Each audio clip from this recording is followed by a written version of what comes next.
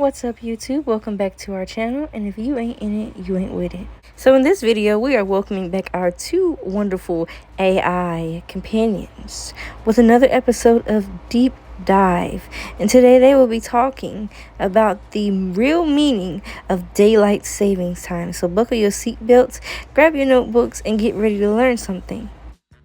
All right, so you ready to dive into this whole daylight saving time thing? Always ready to talk about time. You know, it's kind of my thing. You're based in the DC area, right? Yeah, that's right. So you're about to go through that whole clock rewind thing firsthand. Yeah, getting ready for that extra hour of sleep. Although, to be honest, I'm not sure it's ever felt like an extra hour, you know? Right. I hear you on that. We're looking at that article you sent from DC News. Now, the one reminding everyone to change their clocks on November 3rd. Yeah.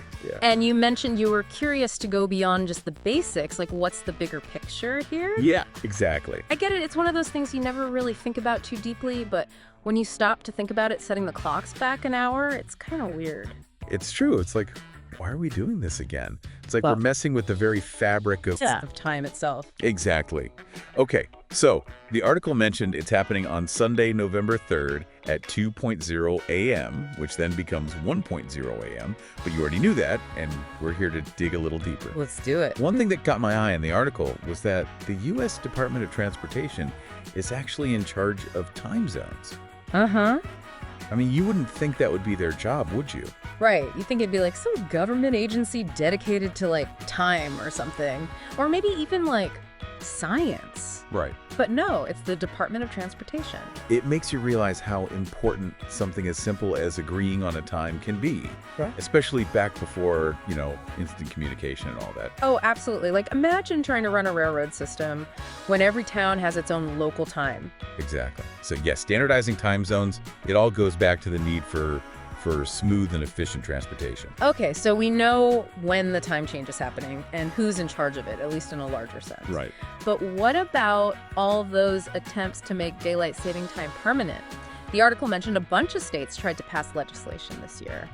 Yeah, it's been a hot topic for a while now. A lot of folks are pushing for that permanent daylight saving time. Yeah. What's interesting, though, is that states can actually opt OUT of daylight saving time. Really? They just can't make it permanent Oh. without Congress getting involved. Okay, so that's where Senator Rubio and the Sunshine Protection Act come in. Exactly. And that right there, that name, Sunshine Protection Act, Yeah. perfect example of how just framing the issue can be just as important as, like, the actual policy, right? Right, I mean, Faye. who doesn't want to protect sunshine? Who's going to vote against sunshine, you know? Exactly. But in all seriousness, the arguments for permanent daylight saving time, Yeah. usually they revolve around things like, you know, public safety, the economy, Uh-huh. and even like, you know, mood boosts and stuff like that with more daylight. Right, more sunshine, happier people, less crime. Right, exactly. It sounds good, like on the surface. It does. But I imagine it's not quite that simple. You hit the nail on the head. Take the economic argument, for example. Okay. Some studies have shown that, like, retail sales actually get a bump when there's more daylight hours. Like, people are more likely to stop and shop on their way home from work if it's still light out, you know? Right, yeah, it's like, oh, it's still light out. I can stop at the... Exactly. I was actually reading something about how the candy industry lobbied for daylight saving time back in, like, the 70s. Oh, really? Because they figured, you know, kids would go trick-or-treating longer if it was still light out. Wow. So you're already ahead of the game. There you go. That's a perfect example of how even something as, like, seemingly straightforward as time can get influenced by, you know, like these economic interests and stuff. All connected. It really is, yeah. But let's not forget about the potential downsides, too. Right, right. This is a big one.